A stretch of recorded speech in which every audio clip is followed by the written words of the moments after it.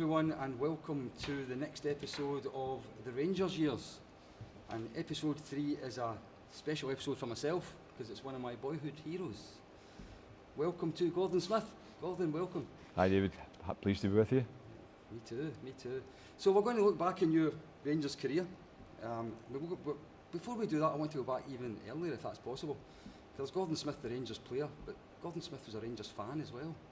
Yeah, I actually became, my family used to take me to Kilmarnock games. My grandpa had played for Kilmarnock and he won 2 Scottish Cups playing for them, and he was a captain the second time they won it. So it was a big thing in our family that he won these cups. I never met him, he was dead before I was born, so that was a kind of disappointment to me. But it was funny, they used to take me to a lot of Kilmarnock games, but when I was about 7 or 8 years of age, I was at a Kilmarnock Rangers game, and I saw the player that changed things for me in football, Jim Baxter, playing.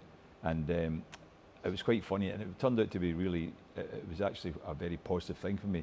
I started as a little kid kicking the ball with my left foot all the time because Jim Baxter was my hero. I didn't tell my family I became a Rangers fan at that point, but my dad took me to the 1964 Cup final, and it was, semi-final. It was Dundee versus Kilmarnock, and Dundee beat Kilmarnock in the semi-final. And what I did was I persuaded him to take me to the final. I said, look, Dundee are really good to watch, can I go and see the final? And it was because we were playing Rangers. And I got to the final. That was my first ever cup final. I think I was 9 years old, and I was delighted to be there because my hero Jim Baxter was playing. It was a great, almost like you can name the team from those days as well. But it was so lucky for me to start kicking the ball with my left foot. And I became a big fan of Jim Baxter all the time. Got to know him a wee bit after my career was finished, and got friendly with him. And he was great to talk to because he did say to me there was 3 things that held him back. One was the fact that he didn't train as well as he should have. His lifestyle was the second one, and the third one was his broken leg he got. Now, I know it's another point. It was an interesting story when I was playing over in Switzerland, Austria. The manager was called Gusto Starek, and after I could speak German, he said to me one day, he said, "You're Scottish, Gordon?" And I went, "Yeah." And he said, "Do you ever remember a player called Jim Baxter?" I couldn't believe it. I went, "Yes." I said, "Very much so." And he says, "I was a young player for Rapid Vienna." He says, "I was not playing. I was just sitting on the bench watching the game, Rangers against Rapid." And he said, absolutely one of the best performances I have ever seen from a player. Now, this Gusto Starek had played along with Beckenbauer, Müller and all these guys at Bayern Munich. So that tells you the level he was at. And he said Jim Baxter was one of the best players he'd ever seen. And I was thinking about it, and I said to him, he got his leg broken in that game. And you know what Gusto Starek said? He goes, "Yes." He says, at half time, the players were saying, "We can't stop him. Nothing we can do." And the manager says, "There's one way to stop him, injure him." The players were told to injure him. It's unbelievable that. And he ended up with a broken leg that night, and that was a big factor in his career. But that was, the players get told that was the only way you could stop him. So that tells you a wee bit about what Jim Baxter was like and why he became a hero for me. But it was fortunate for me in the respect that I became a 2-footed player because of that little experience as a kid, using my left foot all the time. Maybe there's some things not as good about old-fashioned football to modern football. Yeah. Okay, we'll take it into your playing career. And so obviously you played for Kilmarnock for a while. How did you find out Rangers wanted you, and tell us about the day you signed for the club? Well, a chance as a 14-year-old had a chance to sign for Rangers, Celtic and Kilmarnock. And my dad said, "You're going to Kilmarnock." And I said, "Why?" "Because you're a fan." He went, "No, you'll get more of a chance there. And if you make it, the big teams might come back in for you." And I was like, okay. Now, I was like in the first team at 17 at Kilmarnock. When I was still at school, actually, I was playing in the first team for Killie. And then what happened was the transfer.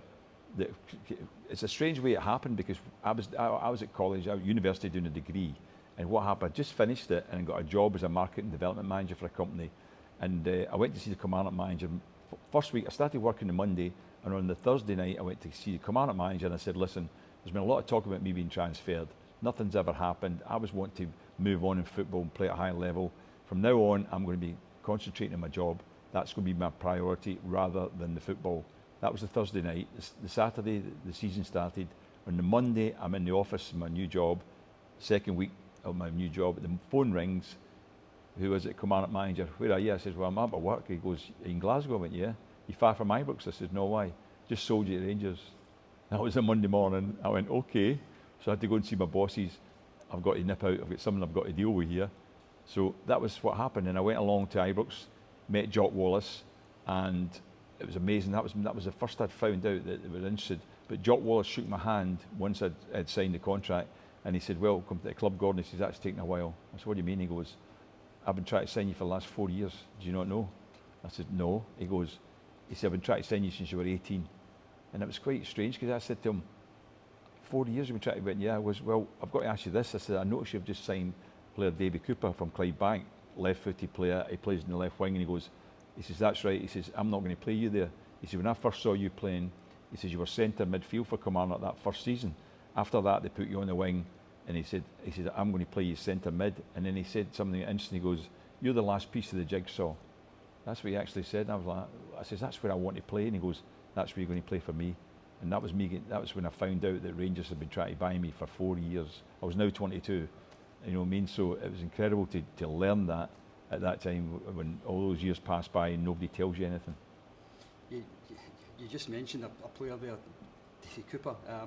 Yourself, Bobby Russell, Davy Cooper all sort of broke into the team at the same time, all signing more or less at the same time. Yeah. Did they become particular friends? Yeah, very much so. They were special. Two things. Well, the first one was I signed on the Monday, and then the Wednesday night we played Young Boys of Bern in the European game, and I'll never forget it. I was sitting there on the bench. After about 15 minutes, I said to one of the boys, "Excuse me, guy, who's our number 8? They said, "Bobby Russell." I said, "He's really good. He was running the game." And the boy goes, I can't remember who it was. He said, "I was signed him this summer from Shettleston." I'm like, "What? He signed from Shettleston Juniors?" He went, "Yeah." And I'm thinking, there's a boy running a European game from Shettleston Juniors. When would that ever happen before? That tells you the standard. So we became really good friends because we were the new players. Most of the other ones were kind of older guys who had been there for quite some time. About 6 of them, I think, had played in the European Cup winners team in '72. So that was the thing. And but Davy Cooper was an interesting one because my first week of training, I didn't play the first game. Jock Wallace had said to me, I'm putting you in the team. You're a part-time player. I'll wait till your fitness is as good as the rest of the boys, and I'll put you in the team. I'm like, okay. First training session we had, I didn't play the next league game either. I didn't play the European game. Then they played Hibs in the league, lost to Hibs as well. The second defeat in the first 2 games of the season. And on the Tuesday we were having a running session, and I'll never forget it. We came in and I went into the shower. As I'm walking into the shower, I hear Davy Cooper saying to this, "By the way, don't get in Smithy's group for running. He's some runner," about talking about me. So next thing, Alec McDonald comes in and says, "Right, you have to come out." And I went, "What is it?" And he goes, "We've got a race on." So what do you mean? He says, "You're racing Peter McCloy out in the track." He said, "We're all wanting to see who's a quicker runner." I was like, "Oh my God." So I had to get dried. We went out in the track and went over the far side because it was the track round Ibrox in those days. Went to the far side and we did a half-lap race with all the players at the other side waiting. And I did win it. And Coop was hugging me afterwards, and I thought he was just pleased that I'd won, but I found out later on he had a big bet on me. Coop had put a lot of money on me. But you know what happened? I'm leaving Ibrox that day. I hear Smithy. I looked up, Jock Wallace, "Come up here." So I go up and he goes, "Sit down." I went into his room. He says, "How come when I signed you last week, you never told me you could run like that?"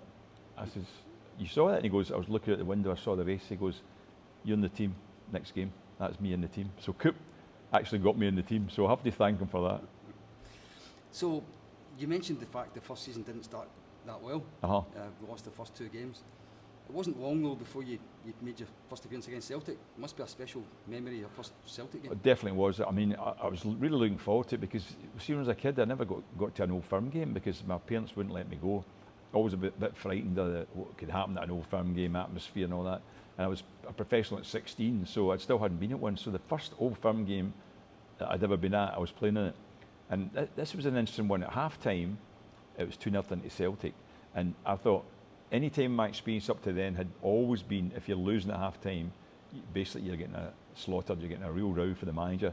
And Big Jock went like, "Sit down." I thought, here we go. It was the most positive team talk ever. He said, "You're a better team than them, you're better players. They've scored 2 lucky goals.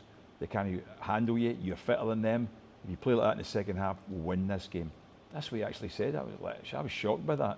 We went out in the second half, and I mean, it was a great memory for me. I scored the first goal, get us back in the game. Derek Johnson laid a nice ball at my path, and I struck it in. Then Derek scored the equaliser, and then I got the winner that day as well. I think somebody shot, and the goalkeeper sort of spilled it, and I just followed in and put it in the net. But to get 2 goals, including a winner, first Old Firm game, is a bit of a special memory. Yeah, boyhood dream stuff, huh? It was. So, as folk might know, that season actually ended in a treble. Yeah. Despite losing the first 2 games. Yeah. Maybe there's a message. Maybe there's a message there. Maybe. And you scored 27 goals. Yeah. From midfield.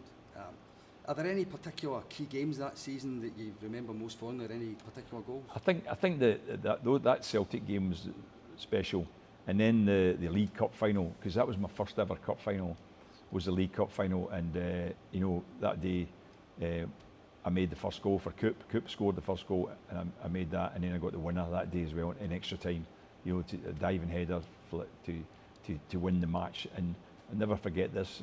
I got injured after the game with the hug that Jock Wallace gave me. He had me around the neck, cuddling me.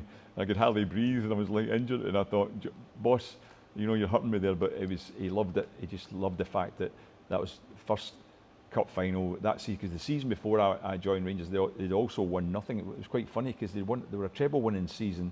Then the season before I joined, no trophies at all. Then this was us. That was the first one of that 77-78 season. And that was us on our way towards the treble. By that time, we were quite consistent. We were playing well. Aberdeen were more or less the next team in that season. They were sort of secondary to us, and we got them in the final. But I also got the last game of the season as well for us to win the league. I scored that day too. I got one of the goals that day as well, and that was great to get that. But it's quite funny because my grandfather had won the cup, the Scottish Cup. It's quite the strangest thing. I was more interested in winning the Scottish Cup than I was in winning the league at that time. It was quite funny that I never really appreciated the league. I was just thinking, in a week's time it's the Scottish Cup. I can win a Scottish Cup medal like my grandpa did, and I never thought to myself, wait a minute, he never won the league and I've just done it. Yeah, famous treble that. But obviously the season ended and everyone's celebrating, and then we found out a couple of weeks later that Jock resigned. Yeah, well, I was at home, David. I'm not joking this. When my mum, I was still in bed in the morning, the season was finished, and my mum came upstairs and she said, that's just in the radio there, Jock Wallace has resigned, left as Rangers manager. And I'm not joking when I tell you this, it was like a death in the family to me. It was like news that I couldn't believe, and I was so gutted about it that I just think, oh my God, I love playing for him, best manager I played for. And I think a lot of people had the wrong idea about him. Even before I went to Rangers, I never really realised what he was like. And there's always this kind of image that he would be hard man and not this. But Big Jock had two sides to him. He knew when the carrot and the stick, as they always say, when to lift you and when to put you down. And that's why I was so disappointed. I mean, I say a great example of him. 2 examples was first game. I think I scored about 8 goals in my first 5 games when I was in the team. And we were playing against St Mirren at Love Street, and it was 0-0 at half time. No, sorry, we're down 1-0 at half time, and he was having a bit of a row, having a few goes. He suddenly got me by the shirt and he pulled me up my seat and he says, see, when I say we're not playing well, I'm talking to everybody in the team. He sat me down because he must have been seeing from my face that, oh no, it's not me, I'm doing all right. So that was me getting told off. But then months later, I can't remember who we were playing, but the same thing happened. At the very end of a game, he pulled me out my shirt out of his seat, and he goes, see, when you gave me the effort you gave me today, son, you'll always be in this team. I must have had a bad game, and he could see it in my face and all that, and that was him giving me a lift when I was down. And that was what Big Jock was like. He was special as a manager. So obviously he went down to Leicester and John Greig took over. So what do you think the biggest differences were in the playing style and the management style to John Greig? I think the playing style, I think John Greig was good in terms of tactics, in terms of Jock more or less just picked the same team and expected us just to do our job. And he didn't give a lot of tactical stuff. It was mainly about the team structure and the players that was playing. Greggy had a wee bit of a change during his time in terms of playing different systems, leaving people out, changing it a wee bit depending on the opposition. And he was pretty good at that. But the difference between the two of them was definitely in terms of the man management side of things. I found John Greig very difficult to deal with because he was just critical all the time. He couldn't hardly ever say anything that was positive towards you. It was always just putting you down, and I found that very difficult to take because you want somebody that can basically appreciate when you're doing well, Because I remember one game I scored 2, we won 3-2, and and the first thing he said to me was, "Hey, what about that chance you missed?" And I went, "I scored 2," and he goes, "Ah, but you could have a hat trick." And I thought, "Oh, thanks, boss. Just won the game for you, and I'm getting stick, And that was Greggy. That was the problem with Greggy. And I think at the end of the day, I think a lot of players just went off him a bit because of that. So that season did start with another trophy though. We won the League Cup out, beating Aberdeen under Yep. our new manager, Alec Ferguson. So Yep. it was his first season at That's Aberdeen. right. What was that Aberdeen team like to play against? They were very good. I mean, they've been good the season before because we just pipped them for the league last game. Actually, I noticed that it was a wee while later. I actually noticed. I think we won the last 10 games of the season in the league to win by a point. So that was telling you how close it was, how good Aberdeen were. Then we beat them 2-1 in the cup final, and it was a tough shift as well. So they were a good side. Alec Ferguson came in and got it. They were very strong in terms of the personnel. I think that their first season, Garner was at the back with Wally Garner was alongside Willie Miller. Then Alec McLeish came in, and that made them even stronger at the back. They had two good full-backs, and they made a lot of good signings. And Aberdeen were basically coming through, and Alec Ferguson, took them to another level. There's no doubt about that. Billy McNeill left them, and he went to Celtic as a manager. The other thing that strikes me that season was that was when the old Ibrox started to get rebuilt. Yeah. What was it like playing in an Ibrox at one end? Was it like a building site? It took away from it a lot. It was difficult to do it because the thing about that season it was actually a good season. We could have done better. I mean, we won the 2 cups, and the 2 biggest disappointments of that season, which really still look back on them, we really in a downer, is the fact that we get beaten in the last game of the season from Celtic, 4-2. A 10-man Celtic team beat us. I still can't understand it. And the funniest thing about that, I can hardly remember a single bit about the actual game itself, like our goals, what happened. I mean, it was incredible. I think we were winning 2-1 at one stage as well, which was ridiculous. We lost that game. Now that was a downer, and the other downer was the fact that we had 2 great results in Europe, beating the 2 of the best teams. Eindhoven had never been beaten at home before. We beat Eindhoven, but we also knocked out Juventus. Now, a lot of people that didn't realise at the time, even Juventus were so strong. They'd won the UEFA Cup the season before, and we beat them. They were favourites for the European Cup, and we beat them 2-0 at Ibrox. And actually, they had 6 or 7 players in that team who, a few years later, became World Cup winners. And that's how strong they were. They were really strong, and we knocked them out. And then we went through and played Cologne in the quarter-final. Now, I don't know whether it was injuries or anything like that, but I'll never forget this. About 6 months ago, somebody gave me a report on the game, and what shocked me was the fact that, no disrespect to him, Billy Urquhart was playing striker against Cologne in the quarter-final European Cup, and it's his first season at the club, signed from Inverness. And on the bench that night was Derek Johnson and Derek Parlane. Now, when I saw that, I could not believe that. I'd forgotten that totally. I thought, why was Billy Urquhart playing before Derek Johnson or Derek Parlane when we're looking at a European Cup quarter-final? Yeah, I've still got the scars of that myself, Yeah. to be honest with you. I remember it was a Thursday night. It got put off on the Wednesday. Wednesday weather, yeah, that's right. Yeah. I think we drew 1 each at home, and we had chances as well to win it. But as I say, that was still, when I got that team sheet or the report in the game and saw that really put me off, because there's no doubt we could have won that European Cup that year if we just continue with the form we had, because I think it was Nottingham Forest beat Malmo in the final. Yeah. And you scored against Juventus. I thought you might have mentioned that. I'm glad you did. So, as you say, still another 2 trophies that season. Yeah. Would you remember the cup final against Hibs? It's probably the least memorable cup final in my lifetime. Absolutely, and mine. It was, the funny thing, I've never ever been aware, hardly ever at any time, when a game has been absolutely rubbish when you've been playing in it, because it's not only later on you meet people and they say that was a rubbish game. You go, right, you don't realise that when you're playing. That was different, because I even was aware while I was playing the game how rubbish it was. It was a shocker. Now, in those days it didn't go to extra time penalties. It was just extra time replay. We played them 3 times. We played Hibs. I actually had lost all my money. I had a holiday booked, and you don't get your money back if you can't go on a holiday. So I had to book another holiday. But the main thing was I got left out of the team for the 3rd game, and I got brought on as a sub. I can't remember what the score was at the time, and it was unbelievable, because Coop got the ball and he beat somebody, and he was chipped it to me to head in the net. Right, quite an easy chance. I was just about to nod it in. Arthur Duncan, the Hibs player, barged me out the way. He knocked me out the way and headed it into his own net. I was raging at him. I was shouting at him. He was like, "You cost me a goal," and he was like, "We cost you a goal. I've cost myself the cup." And I couldn't believe it, because I was getting the winner. I was scoring the winner in that game if he hadn't done that. And even Brian McGinn, the referee, I was even saying to him, "Was that not a penalty?" And he's going, "Wait a minute, Gordon, you've got a goal. What do you want? You've got the goal." And I was like, "I know, but I was gutted about that because I say it'd been great to come on as a sub and win the game and at least get another cup medal. That was my second medal. I did, in fairness, equal my grandpa that night by getting my second Scottish Cup medal. Yeah. So the next season, 79-80, started with another Hampden Cup final, the Dryborough Cup final, which is a tournament probably most people remember, probably forgotten about, but there's this one cup final that everybody talks about. Absolutely. You played in it that day? Yeah, beating the Celtic in the final. It was amazing because, as I say, it was two great goals came from that day, and I always remember Sandy Jardine was forever gutted that his goal was forgotten. He picked the ball up deep, made a great run from very, very deep in their own half, went by about 3 or 4 players and slotted it in, and it was one of these goals of a lifetime. And if it hadn't been for the fact that Coop later on in that game scored a memorable goal that most people who were there will never forget, and it was, unfortunately, I think it was only a camera behind the goal that caught it.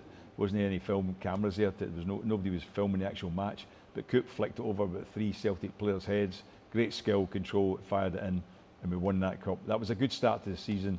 As I say, great goals, but it fell away after that. Yeah, I was actually going to ask about that because we actually ended 5th that year, which is kind of hard to believe these days. Rangers could finish 5th in the league. Didn't win anything.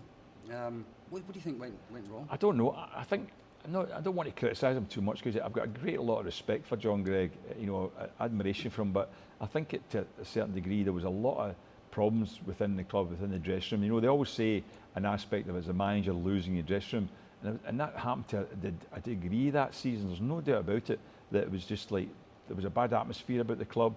Things weren't going that great, and I think from that point of view, that's why the league form went down. I think he was changing the team a lot.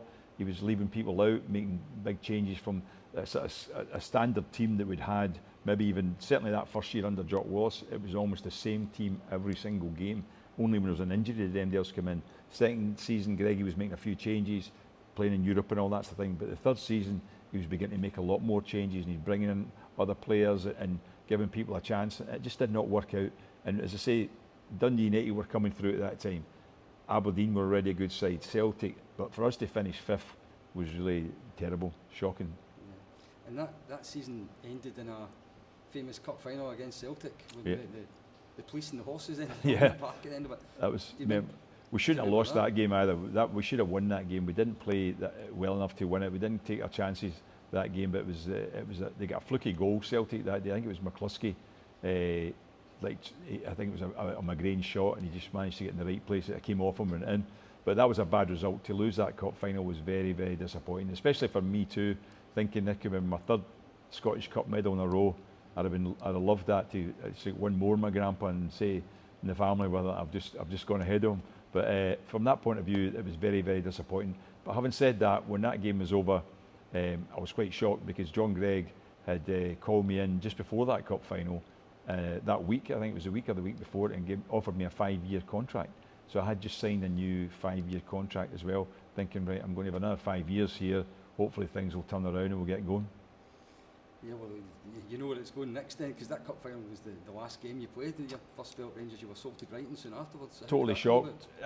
I'm in the house after that final again. I was married. I got married the year before, and John Greig phoned me, and he said, "What are you doing?" I said, "Well, my little boy's just been born." He says, "Could you do me a favour?" This is what he said to me. "Could you do me a favour? Could you go down to Brighton and speak to Alan Motherley, the manager? He's a pal of mine."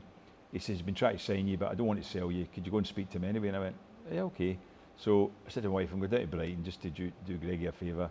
I go down there, and Big Davy Provan came with me. I never thought anything of it, right? So I'm sitting in with Alan Motherley, and he said to me, he was making me offers, and he thought I was negotiating, and I was just saying no.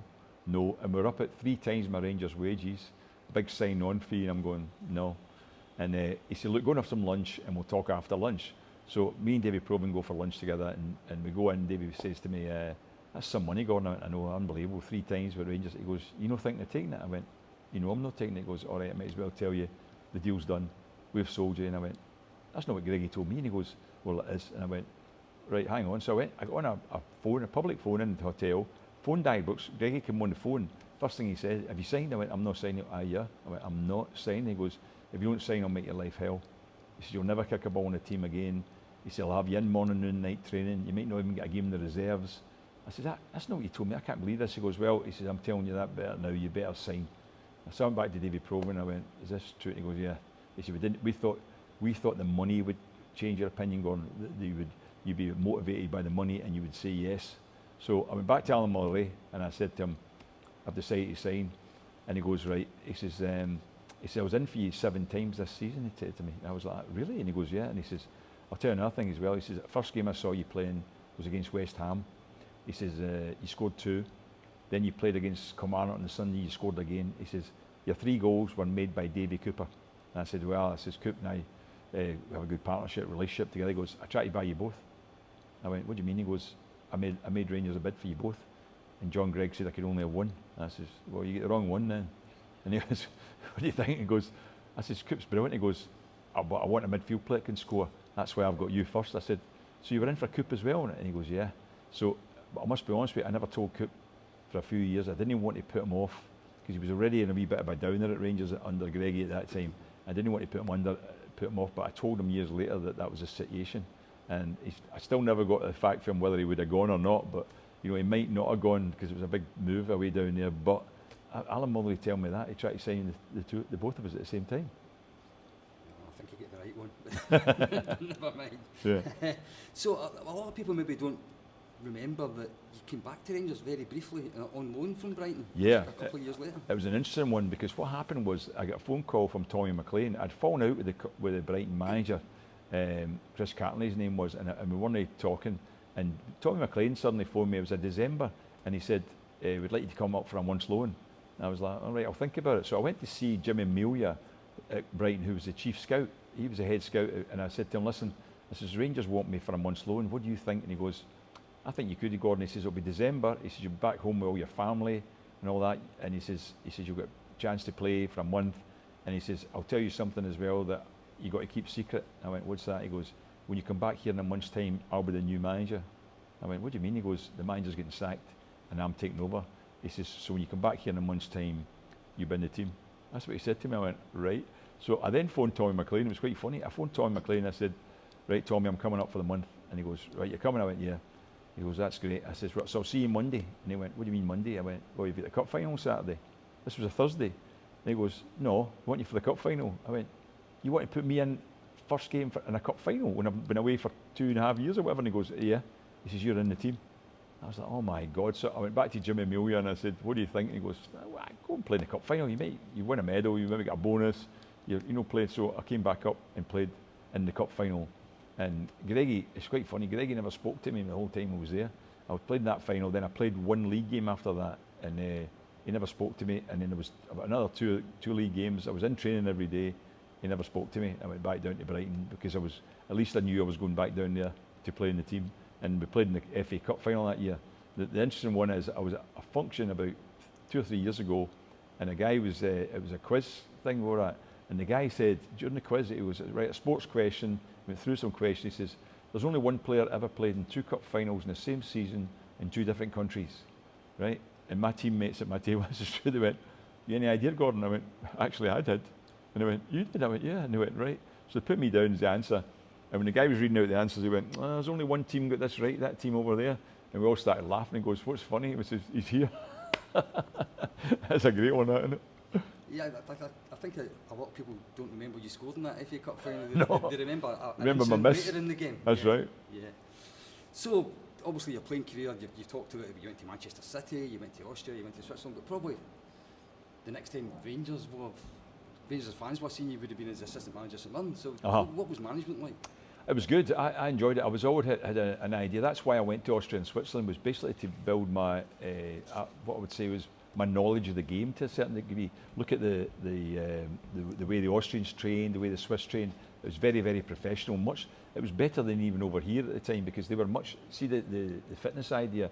They had doctors and all that testing you and doing all the stuff out in the training field. They then set levels of training that suited you, particularly in terms of how your pulse rate, all that type of thing. Very, very advanced they were, and I found it was good. The different type of football, more or less, it's getting a wee bit more like that now here, whereby that they start a lot of moves in Scotland now from the back. The goalkeeper starts the move and all that sort of thing. Over there, they were already doing that. The goalkeeper very rarely ever kicked the ball up the field. everything started from the back. So it was interesting. So I'd always this idea to be in management, and then I was back working a job when Tony Fitzpatrick approached me and said, would you be interested in coming to St Mirren as assistant manager? And I said, yeah, I would be. So I left my job at that time and went to be assistant manager. I'd already had a couple of offers in England. My friend John Greig was ex-player of Brighton when I was there. He offered me the assistant manager's job at Aston Villa and Portsmouth. Now, I turned down Portsmouth because I didn't want to get away down there, but Villa, I just couldn't come to terms with them. I was looking for certain money from them and they wouldn't agree to it. And so we couldn't come to any terms. So I could have been an assistant manager before that, but because the St Mirren thing was in Scotland, I could go there every day, travel, didn't have to move house, and I took that job. And done some media work, and then probably the next time you made the football headlines was when you became chief executive of the SFA. Yeah. Which came out of the blue for most of the fans that were watching. How did that come about? And media, because what happened was I left St Mirren and I was doing media work. I was doing a lot of BBC stuff, I did some Sky work, and I was an agent at that time as well. I'd started a football agency. I was running that too. And next thing was I got approached by the president of the SFA, George Peat, to ask me if I was interested in applying for the job as the CEO, the chief executive, because David Taylor had left to go to work for UEFA. And I said, when's the interviews? And he goes, yeah, you come for an interview. I went, no. He goes, why not? I goes, because if I come along and interviews, people will know why I'm there, and if I don't get the job, it'll be kind of embarrassing for me that I've applied and I'm not getting it, so I'm not interested in coming along. So he said, okay, the interviews were the following Friday at Hampden. So the next thing was I got a phone call from the recruitment company, and they said, we understand you don't want to come to the interviews. I said, that's right. They said, well, we're going to have another interview for you on Monday on your own at our offices, just you privately, if you want to come along to that. I said, okay, I'll do that then, because I thought, well, that's a lot safer, nobody will know why I'm there. So I did that. They interviewed about 8 people on the Friday, and on the Monday I went to their offices, did an interview. Now, I was quite relaxed. I wasn't looking for the job, so it was quite easy to sit there and just tell them what I thought. And I actually then, about 2 days later, phone call from George Peat saying, right, you've got the job, here's the offer. I said, I want more than that, that's not enough in terms of what I'm earning from other stuff now. And he said, well, the other guy who's in for the job will take it then, the other candidate. And I went, that's fine, just give him it. And the next thing was he phoned me back and says, right, no, it's yours. So I took the job. What I didn't do was, I didn't do my due diligence at the time to understand that I couldn't make any decisions as the chief exec. I was a bit annoyed about that. I actually thought I would be able to control a lot of Scottish football and make changes. I had in my mind things I wanted to change, and I found out after taking the job that no, everything has to go to a board or a committee. I can make recommendations, but I cannot make decisions. So your Rangers background was often used as a criticism by fans of other clubs during that time. Did that affect how you were able to do the job? It didn't affect me, but I knew it was the case. I knew there was a lot of people who were making it difficult for me, but saying, because every time there was a decision that didn't suit, and quite a few of them, there was decisions that I actually didn't make, but I got the blame of them because I was the one that had to do the talk to the media. You know, certain appointments as the SFA manager or certain things that happened, it was put down to my decision, and it wasn't. And a lot of people were critical of me because they thought it was me, and it gave them a great. They were able to do it, especially when some of the Scottish managers didn't do that well. They were able to suddenly blame me. Smith got it all wrong, picking him as the manager and all that, whereas I didn't. You know, first thing I wanted to do was I wanted to, because of the coefficient with Scottish clubs. First thing I wanted to do when I went into the SFA was stop the runners-up in the Scottish Cup being in Europe, because there was teams like Gretna and all that were getting through to play Queen of South, for example, in Europe. Now, it was because they got beaten in the final by the league winners, they then became the team in Europe, and I said, no, I need to stop that. And I didn't know that I couldn't make that decision. I had to go to a board meeting, and by the time the board meeting was coming around, the applications for the European competitions were already in, which meant that these teams that first year, even though I wanted to make the change, I couldn't change it at that time. Had to go to a vote later on. It did get voted through it ultimately, but it was really annoying, a lot of these things. But I knew I was getting blamed for a lot of things. But there was an incredible one when I will never forget when I was doing a lot with UEFA and FIFA. I was on committees ultimately with them, and I'll never forget a guy from UEFA saying one day, "Oh, you played for Rangers, Gordon?" And I was like, "Yeah." And he says, "Oh, yeah, all that sectarian stuff and all that." And I was like, I says, "What do you mean?" He goes, "Well, we get loads of letters and emails telling us all about it. And I said, really? I said, do you get anything about Celtic at all? And he goes, no. I thought, there you go. I said, obviously Celtic fans are going out their way to put all this information into UEFA about Rangers being the bigoted team and all that sort of thing. But Rangers fans weren't doing that because there was nothing from MD saying that Celtic had any religious side or any bigotry or whatever. Yeah, I better not go there. This might be a slightly unfair question, but many Rangers supporters regard the SFA as anti-Rangers. Would that have been a fair comment in the time you were there? No, not at all. No, there was nothing at all that I would have that would have been seen as unfair when I was there. I didn't do anything. Even the decision that was made to ban Alan McGregor and Barry Ferguson after the situation with the Scotland thing, I was against that because what happened was the president of the SFA wanted to have them banned because of what they'd done, and I said it should be down to the Scottish manager to decide whether these players are still going to be picked or not. He's the one that makes the decision, but they said no. It went to a board meeting eventually, and they went against it, whereas I was totally against it, and I had to make the announcement of it, the whole thing, and a lot of maybe Rangers fans assumed for that extent that it was SFA were anti-Rangers because these players were getting banned, right? But it wasn't me that did it, but I don't think it was anything to do with anti-Rangers either. It was just the fact they thought we should make an issue of the fact that these players were acting in a certain bad way, a bad standard for the TV cameras. But I didn't see anything anti-Rangers while I was there. There was a lot of stuff that occurred later on, obviously because of everything that happened with Rangers. I'm not sure whether that became a little bit anti-Rangers, but that was not at the SFA. It wasn't really. Okay, and speaking of a little bit later on, season 2011-2012, you returned to Ibrox as the director of football. Yep. under Craig White. How did that come about? I met him one day. I was just in Glasgow, and I met him and introduced to him. And he was just buying the club at the time, and he said, "Do you have any ideas for me?" And I actually said to him, I said, "You should have a director of football." I said, "I'll tell you why." I said, "See, most clubs in Scotland, they don't have this yet." I said, "In England they do. They have it abroad. They have a sporting director or whatever they call it in different places." I said, "Because what you want is the chief executive is generally not a football person." I said, "He's the business side of things." I said, "And at Rangers, the chief executive, it doesn't even operate out of Murray Park as it was at the time. He's in at Ibrox." I said, "You want somebody there that can actually analyse the football departments and give an up-to-date, I would say, report on them and just analyse them for you as the owner." And he was like, "Right, thanks for that." Next thing was somebody called me up and says, "Craig White wants to meet you again." He says, "Because he wants to talk to you about that director of football." And that's when he offered me the job. He wanted me to become the director of football. At first I wasn't sure whether I'd do it because I didn't know him at all. I thought, is this right? But I thought, Rangers do need a director of football. It's what's required at every club, is somebody that can actually look at all the different departments and analyse whether they're doing their job right, or even give them some advice and help. Because I'd been in the game at lots of different levels, and I felt that I had something to offer in terms of the advice I could give, because I haven't been a player in 4 countries. I've been an agent, I've been an assistant manager, a chief exec. I felt as if I had something to offer Rangers at that time. So obviously we know how the Craig White era ended. Yeah. Have you any regrets about going back there? Yeah, I have, because I get associated with it. That's the worst thing about it. Because it was quite funny. I was doing reports and I was giving them the reports, and I never met him that often, but in the 2 or 3 occasions I met him, I said, "When am I going to be doing something about these reports? We'll get around to it.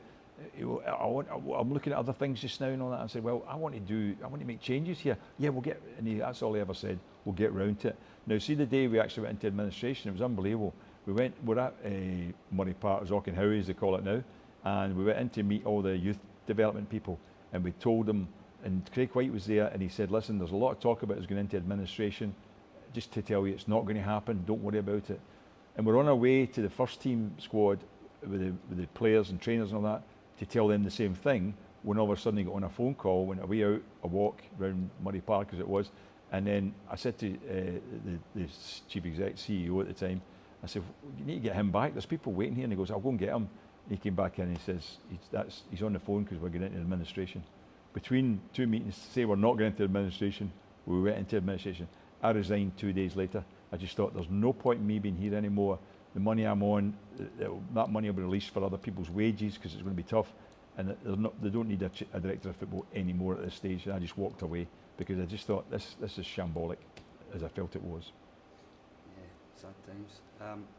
So probably since then, the other connection you had with the club was with Rangers Television. Yeah. Maybe you co-commentated on Rangers Television Yeah. a few times. Is that something you're still interested in doing? I enjoyed it for a while, and I enjoyed working with Tom Miller. But as I say, the hardest thing for me was the fact that I did find it quite tough to be talking in terms of saying us and Rangers all the time, because I was so used to being objective all the time. I've been in the media involved, and I like to look at Rangers in an objective way and look at them and say what's good about them and what's not, rather than being totally positive all the time. I didn't feel comfortable in that respect with it. I enjoyed doing it to a degree, because I like watching football and giving my opinion on it. But I just felt, at times one or two people did say that to me, that you never say we or us. You're always saying Rangers and it's Rangers TV. I thought, yeah, that's true, because I'm so used to that objective side of it. So I don't miss it that much. I enjoyed, as I say, working with Tom. He was a good commentator to work with, but I still watch Rangers TV, but I'm not thinking about going back on. So if I sort of sum up Gordon Smith, the Rangers player, I've got some stats here, okay? Yeah. 160 games, 52 goals, 1 league championship, 2 Scottish Cups, 2 League Cup. 160 games is more or less the same number as Brian Laudrup played. Right. And you actually scored 8 more goals than he did. Did I? Right. Did. And I was midfield, and he was. You were midfield, and he was a forward. Yeah. A lot of people don't realise I was a midfield player, because they think because of the goal level I had. I've averaged basically 17 goals a season, which is not bad for any midfield player, I would say. I think I'm quite proud of that, in fact. And as I say, very proud of playing for Rangers. I think when you're a fan, to play for the club, I mean, it's great being a fan anyway, but to have both those sides of it, to actually be a fan and having played for the club and have a degree of success, it makes it fantastic. Well, this has been a great walk down memory lane for me personally, Gordon. I've thoroughly enjoyed it. I'm sure the viewers will as well. So I just want to say thanks very much for sparing your time with us, and all the best in the future. That was a pleasure. Thank you very much. As I say, I've enjoyed doing it. Before we finish, I've got some questions, if we don't mind. No, absolutely. Just a few of your favourites, please. Like to do this on the Rangers years. Ask everybody their favourite. What was your favourite ever Rangers goal? Now, you scored quite a few, so there is. If there's a couple, what ones spring to mind? I think my favourite goal would be probably the two biggest favourites would be the cup final winner against Celtic in the '78 League Cup, and then the winner against Juventus in the European Cup. It was quite funny because I was on a committee with FIFA, and Dino Zoff, the Juventus goalkeeper, was on the committee, and he said to me, when I met him, he goes, "Nice to meet you, Gordon." I said, "Well, we've met before, Dino." And he went, "We've met before?" And I said, "Yeah. I nodded to you in Glasgow one night." And he went, "Nodded to me in Glasgow?" And he goes, "Did you play for Rangers?" I went, "Yes." He goes, "The winning goal?" I went, "Yes." That was the one. So that was great. So that's my two, I would say they're the two favourite goals for me. And what about your favourite memory of your time at Ibrox? I think my favourite memory was just the fact that, winning the treble was a great memory for me. Just to looking back on it, you just think your first season at the club to get goals, make a difference, because say we'd lost the first 2 league games, and Jock Wallace was getting a bit of stick for it, as you might imagine. The fans were already quite annoyed because he hadn't won a trophy the season before. So to go on and win the treble and play under Big Jock and do that, then that's a great memory for me. You touched on this slightly, so I think I know your answer already, but your favourite kind of teammates? My teammates, they were all special. I think Derek Johnson was a great player to play with. He was the front man in my first season there, and he had a great awareness of the game in terms of, nodding the ball to you, or playing you in for passing the ball to you and all that. He was a great player to play with. Bobby Russell, special.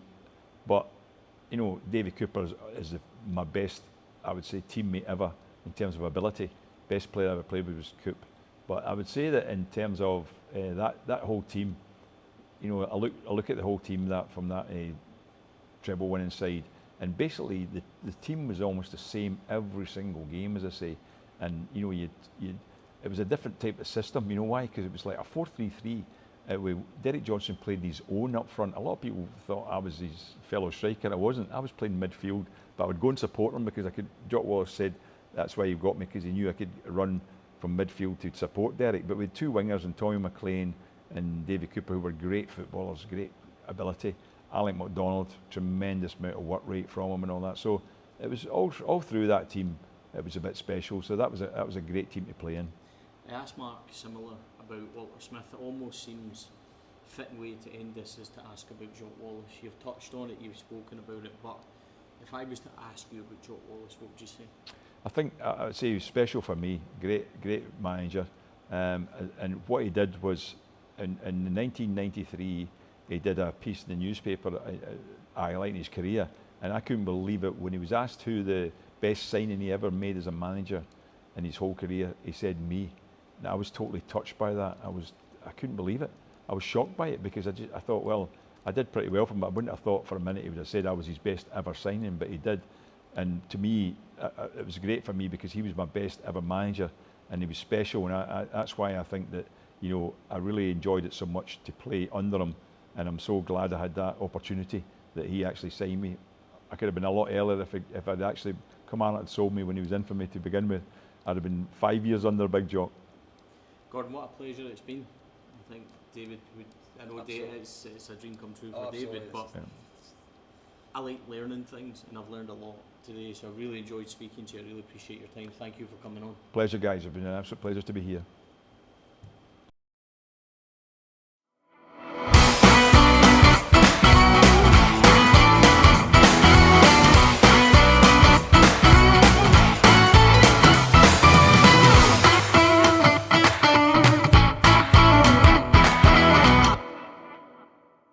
The Four Lads podcast is sponsored by Rhino Express, Clydeview Joinery, Athol Industrial Solutions Limited, and CSD Air Conditioning, in partnership with Black Rooster and Art of Gold.